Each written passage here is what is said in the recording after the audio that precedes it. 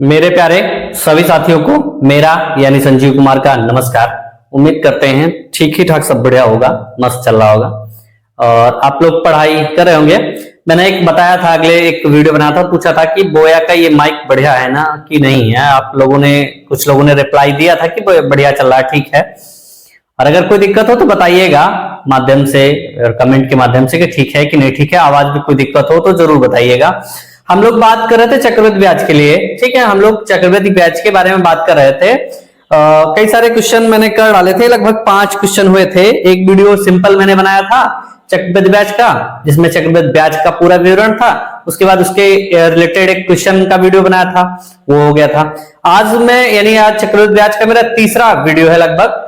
तो चलिए स्टार्ट करते हैं बिना देर किए हुए इन क्वेश्चनों को, ठीक है। तो आइए देखते हैं क्वेश्चन। क्या रहा आज का जो मेरा पहला क्वेश्चन है, क्या रहा एक धनराशि चक्रवृद्धि ब्याज की दर से 2 वर्ष में 2420 रुपए हो जाती है। कितने वर्ष में? 2 वर्ष में हो जाती है 2420 रुपए हो जाती है। 2 ईयर या 2 वर्ष में, 2 वर्ष में 2420 रुपए हो जाती है। और 3 वर्ष में हो जाती है, क्या हो जाती है? 3 वर्ष में हो जाती है वो 2662 रुपए। कितना? 2662 रुपए हो जाती है। तो पूछा था कि ब्याज की दर क्या होगी, वार्षिक दर ब्याज की क्या होगी।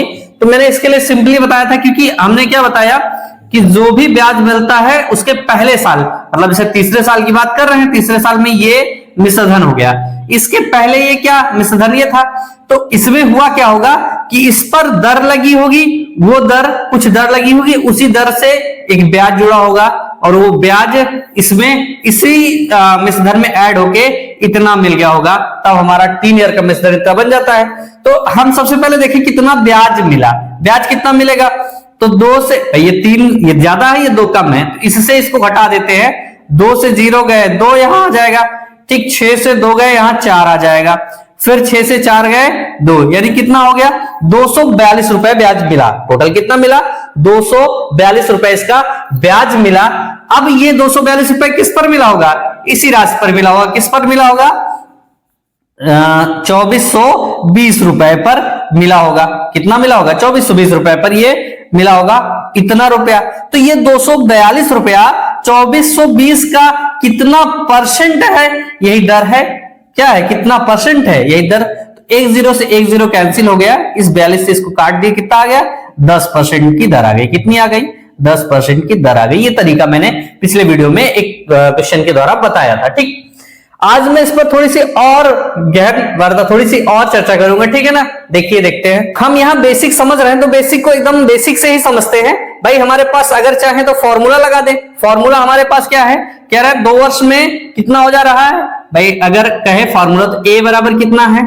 P1 + R/100 to power n। यही तो हुआ। तो अब हम क्या करते हैं, पहले निकाल लेते हैं 2 वर्ष में। तो 2 वर्ष में कितना इसके लिए भाई? P है कितना? P की वैल्यू है 2420 रुपए। कितना है? 2420 बराबर P हमें पता नहीं है, 1 + R/100, लेकिन पावर पता है कितनी है? 2, क्योंकि 2 साल में क्या रहा। यही 3 साल के लिए कितना हो जा रहा है? 3 साल में हो जा रहा है 2662 रुपए। कितना?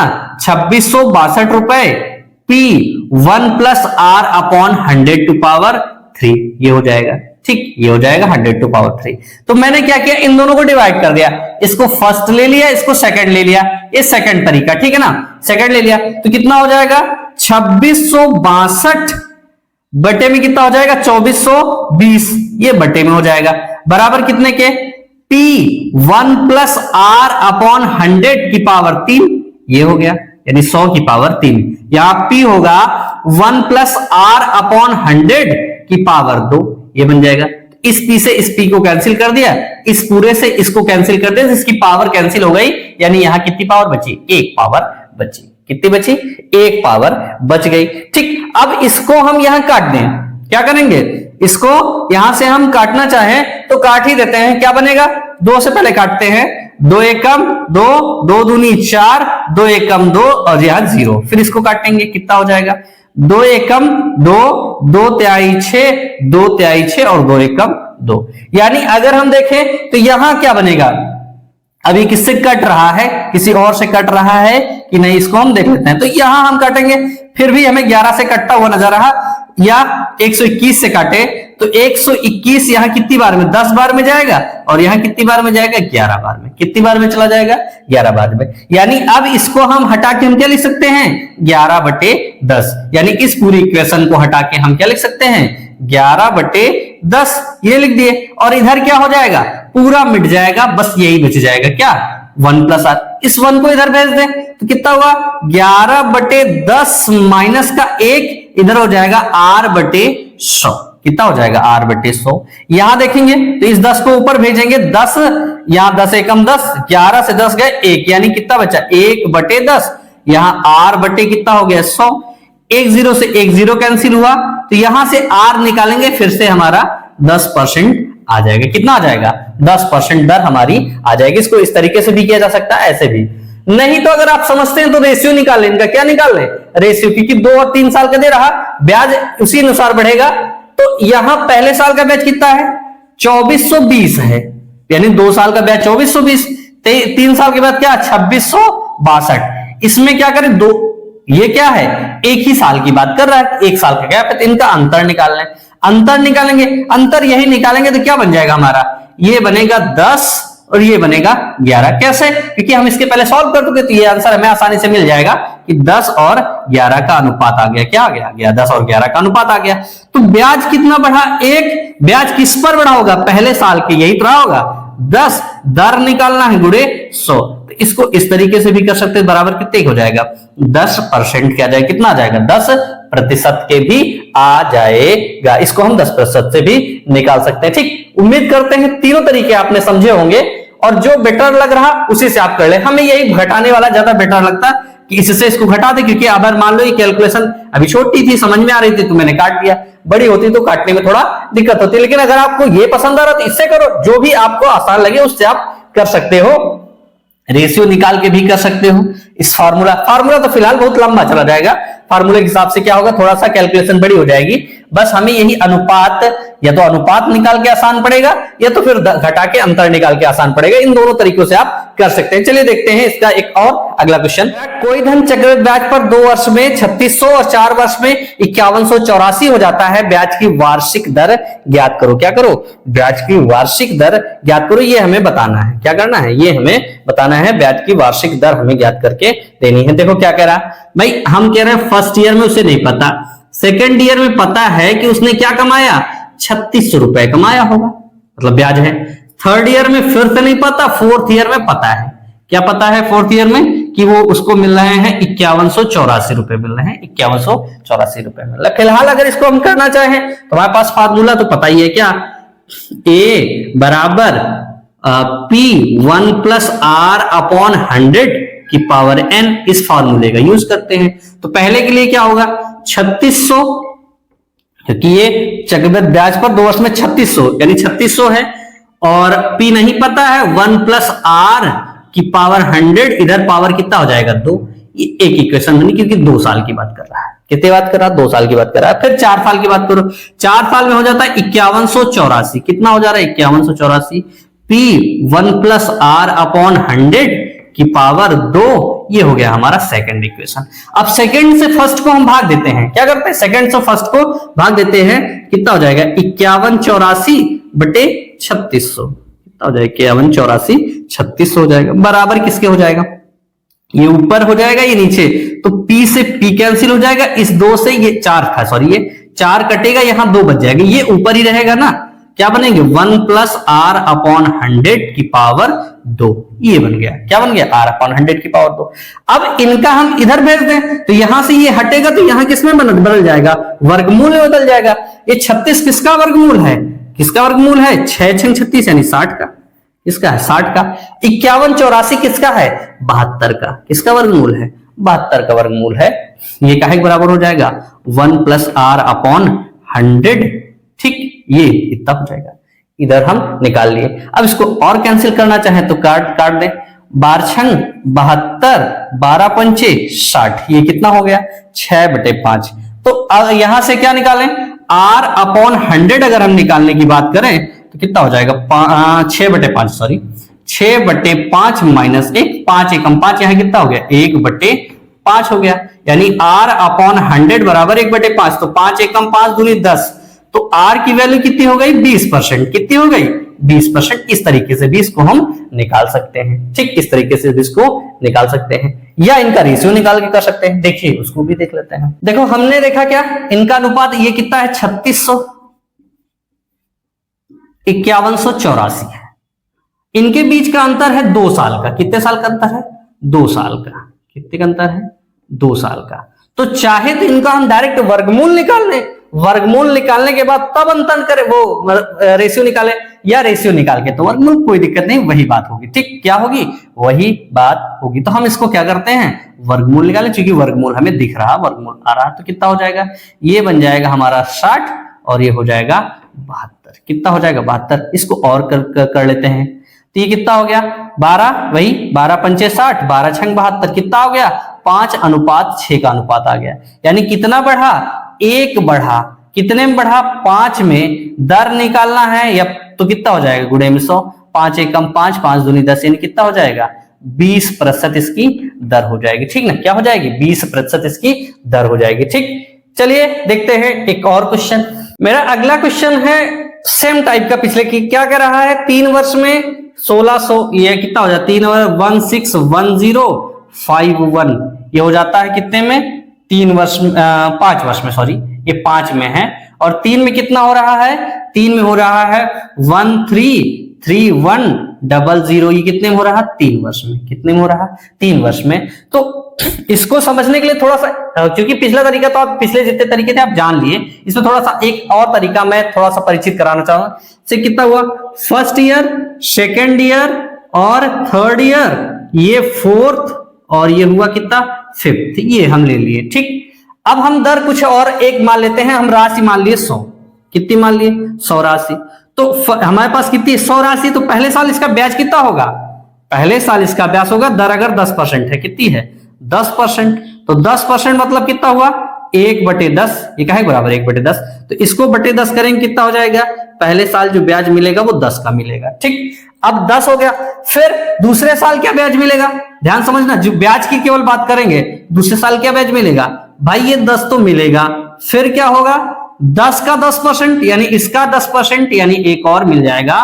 तो अगले साल अब क्या होगा, इस पर 11 ब्याज मिल जाएगा। क्या मिल जाएगा, अब इस पर 11 ब्याज मिल जाएगा। कितना मिल जाएगा 11 ब्याज मिल जाएगा। ठीक, मिला 11 ब्याज। अब तीसरे साल क्या होगा, तीसरे साल की बात करो तो एक चीज तो पहले है कि 10 इधर से मिल जाएगा, और यहां कितना था 10, 11 था, 11 में क्या था 10 + 1 था, तो इसका 10, ये 10 तो पहले मिलेगा, इस 100 का 10% मिल गया। 100 का अब बचा कितना, ये 10, ये 21, यानी अब कितना ब्याज मिल जाएगा 2.1 ब्याज मिल जाएगा। यही तो होगा ना, 2.1 ब्याज मिल जाएगा टोटल।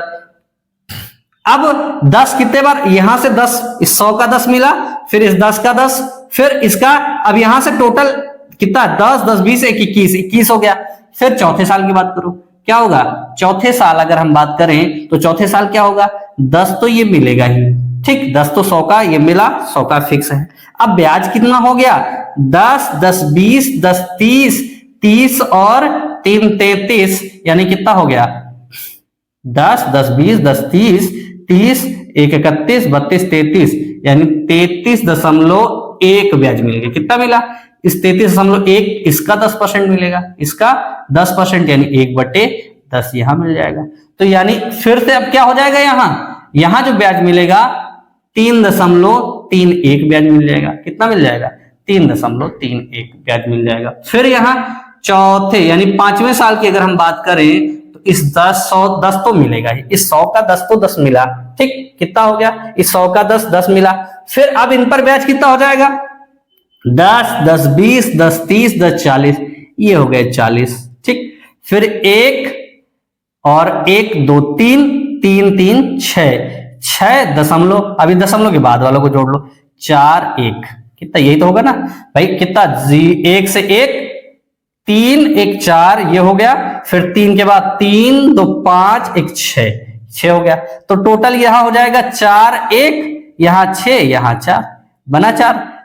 इसका 10% यानी बटे 10, तो अब ब्याज कितना हो जाएगा 4.4 641 कितना हो गया 4.641। हर साल का ब्याज तो निकल आया आपने देखा, ठीक। हर साल का ब्याज आपने देखा कि इतना निकल आया, ये ब्याज निकल आया हमारा। 100 की बात अब हम कर रहे हैं, ठीक। यानी यहां कितना हो गया 10, यहां हो गया 11, यहां हो गया 12.1, यहां हो गया 13.31, यहां हुआ 14.641।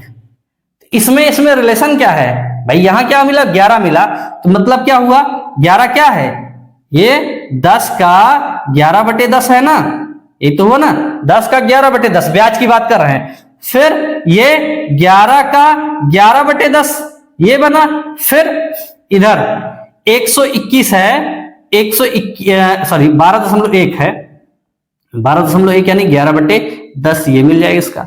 फिर से यही 11 यानी 121.11/10 ये मिला, यानी यहां से क्या मिल जाएगा हमारा, ये मिल जाएगा ये 14.641। ये बात समझे होंगे हमारे हिसाब से। भाई देखो 10 से 10 इसको कैंसिल किया तो 11 मिल गया। पहले साल का ब्याज क्या था 10 था, फिर दूसरे साल ये दूसरा साल हो गया।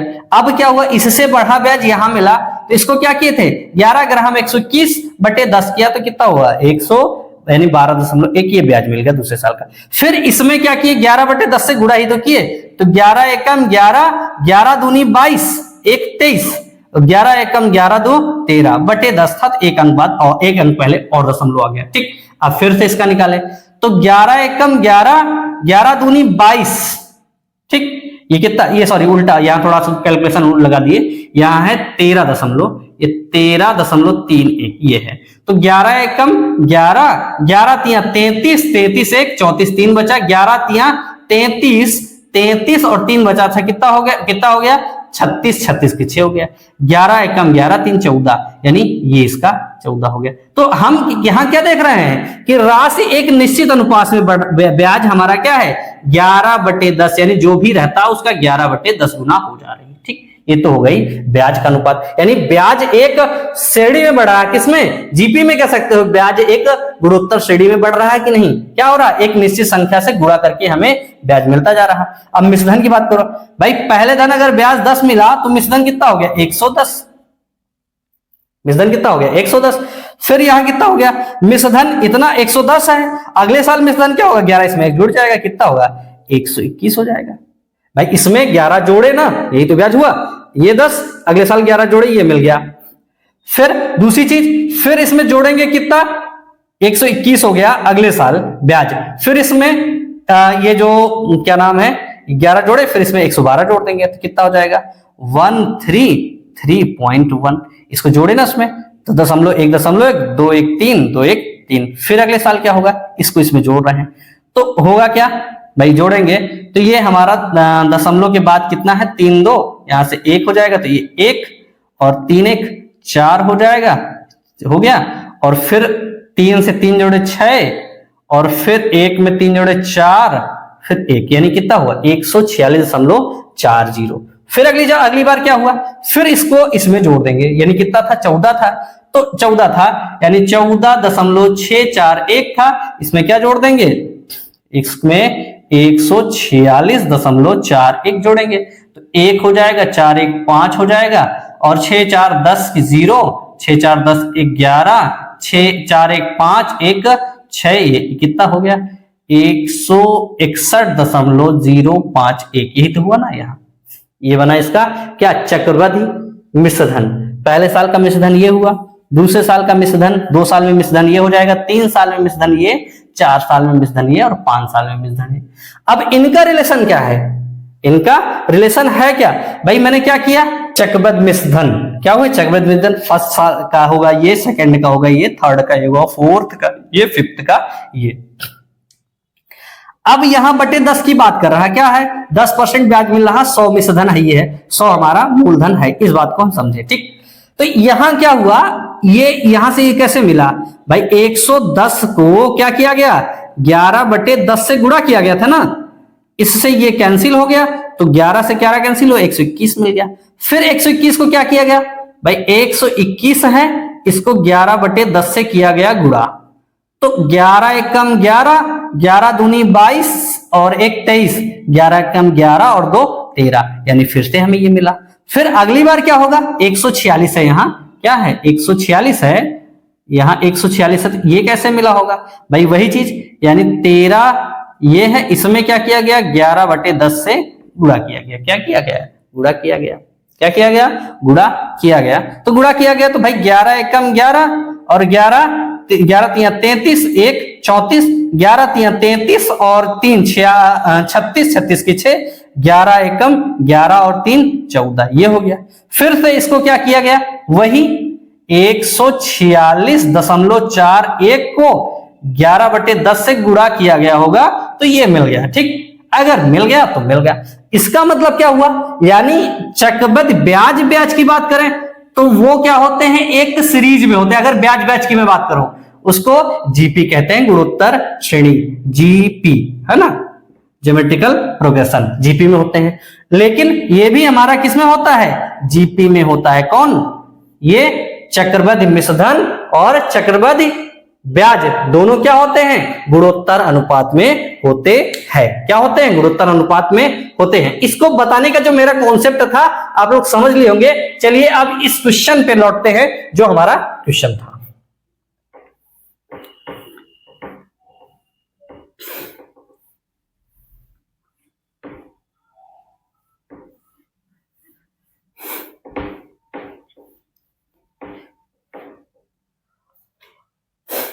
देखो क्या कह रहा है, इसमें 2 साल का दिया है, 3 साल का दिया है, 5 साल का दिया है, और पूछ रहा है कि ब्याज की दर कितनी है। तो भाई हम क्या पता है, फर्स्ट सेकंड, भाई साल तो ऐसे होते हैं, थर्ड फोर्थ और फिफ्थ, ये साल दिए हैं। तो हमें ये पता है कि तीसरे साल में कितना है, 133100, ये है। चौथे साल का नहीं पता, लेकिन 5वें साल का पता है, 161051, ये पता है। क्या है, ये दोनों पता है। तो हम चौथे, हम थोड़ी देर पहले क्या बताए कि ये सब क्या होते हैं, गुणोत्तर श्रेणी में होते हैं। यानी इसको हम क्या कह सकते हैं, गुणोत्तर श्रेणी में। इसको मान लिया कि ये क्या है, एल है या के है या जी है ना, गुणोत्तर की बात कर रहा जी। तो यहां से गुणोत्तर श्रेणी, इस जी का मान क्या होता है, गुणोत्तर अनुपात। तो अगर जी को देखें तो कितना होगा, दोनों का रूट ले लेंगे, 133100, इन दोनों का गुणा 161051। अगर आपने सीरीज पढ़ी होगी तो इसको जानते होंगे, क्या होंगे, जानते होंगे। सीरीज पढ़ी है तो पढ़ाया भी था मैंने, अगले अगर नहीं पढ़ा तो सीरीज जाके देख लो, सीरीज का एक चैप्टर है उसमें देख लिया। अब जो इससे निकल रहा है उसको निकाल लेते, जो नहीं निकल रहा उसको, चूंकि निकलेगा पूरा, तो जी का मान कैसे निकालेंगे, यानी इसकी वैल्यू कैसे निकालेंगे वो हम देखें। कैसे निकालेंगे भाई, इसमें 100 में 2 जीरो है, क्या है 100 में 2 जीरो है, तो 10 बाहर निकल आया। क्या निकल आया, 10 बाहर निकल आया। ये क्या है, 11 का क्यूब, यानी 11 गुणे 11, ये है। तो ये हो गया 11 का क्यूब। और इसको क्या करते हैं, ये भी किसी 11 के सीरीज में ही होगा। क्या होगा, तो ये 121 का फैक्टर है। क्या है, 121 का फैक्टर है। यहां हम इससे अगर हम निकालें तो 11 निकल आएगा। चलो 11 निकाल लिए, 11 को अंदर अभी छोड़ते हैं। क्या करते हैं, 11 इससे 11 बचा। अब इसके फैक्टराइजेशन करते हैं। क्या करते हैं, फैक्टराइजेशन। तो ये 121 का ये फैक्टर होगा। क्या होगा, 121 का ये फैक्टर होगा। यानी अगर इसको हम 1331 से भाग देते हैं तो क्या होता है, इसमें हम इसको 1331 से अगर भाग देंगे तो इसमें निकल आएगा तुम्हारा 121। यानी इसको क्या लिख सकते हो, 121 गुणे 1331। क्या निकल सकता है, 1331, इतना हो जाएगा। इसका फैक्टर ये होता है। ठीक, इसको हम 121 से इन दोनों को गुणा करेंगे तो ये हमें मिल जाएगा। ठीक, हमें मिल जाएगा। तो इस 121 से क्या, अब यहां नीचे देखो, 10 गुणे 11, एक तो निकल आया। इस 121 से क्या निकल आया, एक 11 और आ गया। 1331 में क्या बताए थे, 3 बार 11 का गुणा देखे ही थे, तो 3 बार हो गया, 1 ये 4, यानी क्या मिल गया हमें, 11 गुणे 11, ये सब मिल जाएगा। ठीक, ये हमें मिल जाएगा। तो इसको हम जब गुणा करेंगे तो 11 का 4 बार गुणा, यानी 121 का वर्ग। 121 का वर्ग कितना होगा, 146,410, ये बन जाएगा इसका वर्ग। यानी जी का मान हमारा ये निकल आया। तो हम जी की जगह क्या रख सकते हैं, इस जी की जगह हम लिख सकते हैं, ये हो जाएगा 146,410, ये बन जाएगा। ठीक, इसको मेरा बताने का जो पर्पस था, जो पिछला चीज वो यही था। अब ये निकल आया, इसको हम यहां से हटा दें, ठीक, इसका मान तो हमें निकल आया। अब हम आसानी से पता कर सकते हैं कि दर क्या है भाई। अब क्या करें, इन दोनों को घटा दें, यानी 146410 ये हो गया 133100, इसको घटा देते हैं, ये बन जाएगा 0, ये बन जाएगा 1, 4 से 1 गया 3 और 6 से 3 गया 3, ये हो गया इतना। यानी इतना हमें ब्याज मिला। किस पर मिल हुआ ये अंतर, यानी इतना ब्याज इनको मिला, यहां से यहां तक जाने में इनको ब्याज इतना मिल गया। ब्याज किस पर मिलता है, हमेशा पहले वाले मिश्रधन पर। तो पहला वाला मिश्रधन क्या है, 133100 इंटू 100, क्या हो जाएगा इंटू 100। इस 2 जीरो से ये दोनों जीरो क्या हुए, कैंसिल आउट हो गए। ये कितने बार जाएगा, 10 बार। तो यानी कितना ब्याज हो गया, ब्याज की दर हो गई 10%, यानी 10%। ठीक, उम्मीद करते हैं ये चीज समझे होंगे। इस क्वेश्चन को जो मेरा बताने का जो मेन पर्पस था वो ये था कि आप लोग ये जाने कि चक्रवृद्धि ब्याज हो और चाहे चक्रवृद्धि मिश्रण हो, दोनों क्या होते हैं, गुणोत्तर अनुपात में होते हैं। मतलब अगर इनके बीच में एक नंबर नहीं दिया है तो अगल बगल के दोनों का गुणा करके हम क्या निकाल लें, उनका इन दोनों को गुणा करके इनका वर्गमूल निकाल लें तो हमें बीच वाली संख्या पता चल जाएगी। ठीक ना, चलिए देखते हैं। ठीक, फिर आगे देखते हैं अगला क्वेश्चन करते हैं कि इसके पहले के कॉन्सेप्ट को आपने समझा होगा। चलिए एक अगला क्वेश्चन है, कह रहा है 4% वार्षिक ब्याज की दर से 2 वर्ष में किसी धन के चक्रवृद्धि ब्याज और साधारण ब्याज का अंतर 8 रुपए है, वह धन ज्ञात करो। दर कितनी है, 4%। समय कितना है, 2 वर्ष। समय कितना है, 2 वर्ष। कह रहा है इसमें सीआई और एसआई का अंतर बताना है। हमें क्या बताना है, सीआई माइनस एसआई, ये हमें बताना है। क्या, सीआई और एसआई का अंतर बताना है। अंतर दिया है, कितना दिया है अंतर, 2, इसका अंतर दिए हैं 8 रुपया। कितना रुपया दिए हैं, रुपया 8 दिए हैं। इन दोनों का अंतर रुपया 8 दिए हैं। कह रहे हैं हमें बताना क्या है, धन, यानी मूलधन बतानी है, पी बतानी है। ठीक, तो एक तरीका इसमें देखो समझते हैं क्या होता है भाई। हमने जो बताया था, क्या बताया था कि इनमें अगर सीआईएसआई के बारे में बात करें तो जब बता रहे थे कॉन्सेप्ट तो मैंने समझाया था कि इनका अंतर क्या होता है, x plus y plus x y by 100 से हम क्या निकाल लेते थे, उनका चक्रवृद्धि ब्याज निकाल लेते थे। और अब मिश्रधन यहाँ 4 है, हमें साधारण ब्याज की बात करो तो क्या होगा, यहाँ 4 प्लस 4 और प्लस यहाँ मिश्रधन अगर निकाले तो मिश्र चक्रवृद्धि ब्याज निकाले तो ये हो जाएगा कितना, और चक्रवृद्धि साधारण ब्याज क्या होगा, 4 प्लस 4। यानी इस वाले पार्ट को हटा दें तो हमें क्या मिल जाएगा, इन दोनों का अंतर।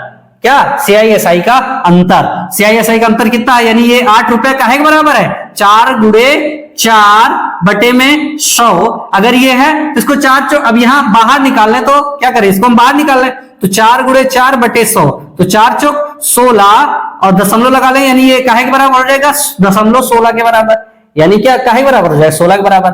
मिश्रधन हम 100% मान के चले, मूलधन सॉरी बार मिश्रधन हमारा क्या 100%, तो हम 100% यहां से निकाल लेंगे। क्या करेंगे, 100% निकाल लेंगे।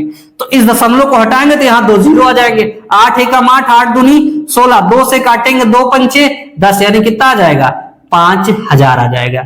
यानी इसका मूलधन कितना आ जाएगा, 5000 रुपया हो जाएगा। ठीक ना, थोड़ा सा इस चीज के कैलकुलेशन को समझ लिए होंगे, उम्मीद करते हैं आप लोग, क्योंकि मैंने बताया था क्या हुआ, x plus y plus x y by 100 का फॉर्मूला मैंने समझाया था।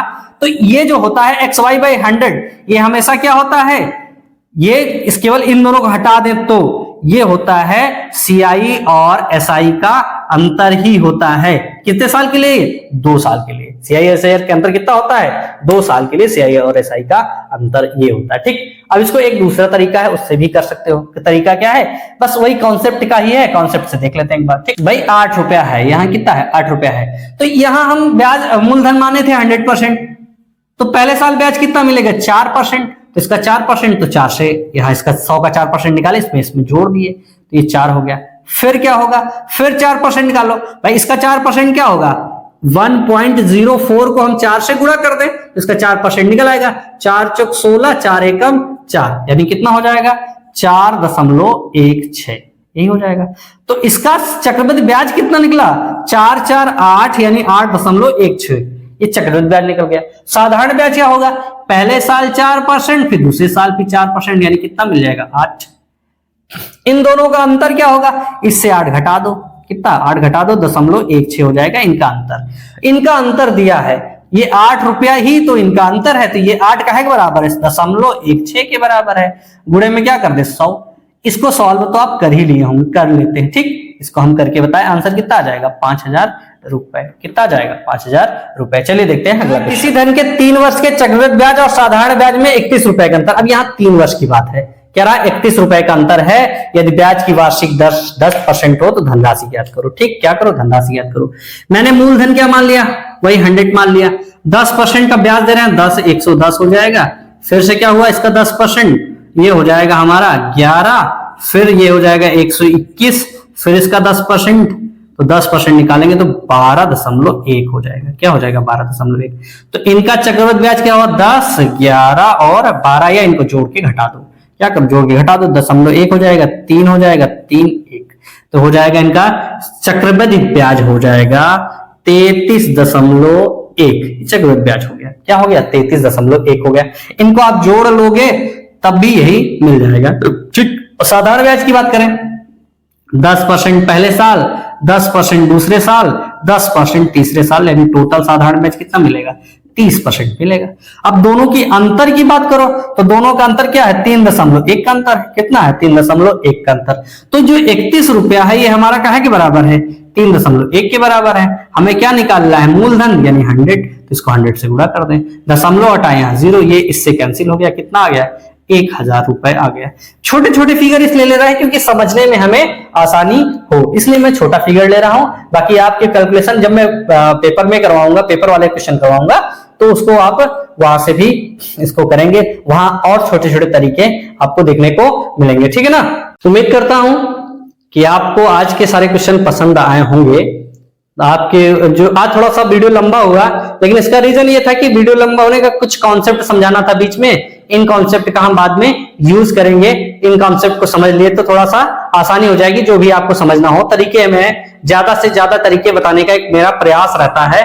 ठीक है, तो अगर वीडियो आपको पसंद आ रहा तो लाइक करिए, शेयर करिए और सब्सक्राइब करिए। ठीक है, चलिए मिलते हैं अगले वीडियो में। तब तक के लिए सभी लोग पढ़ाई करते रहिएगा, कायदे से पढ़ाई करते रहिएगा ना, इसमें लापरवाही मत करिएगा। ठीक, चलिए मिलते हैं अगले वीडियो में। तब तक के लिए नमस्कार, जय हिंद।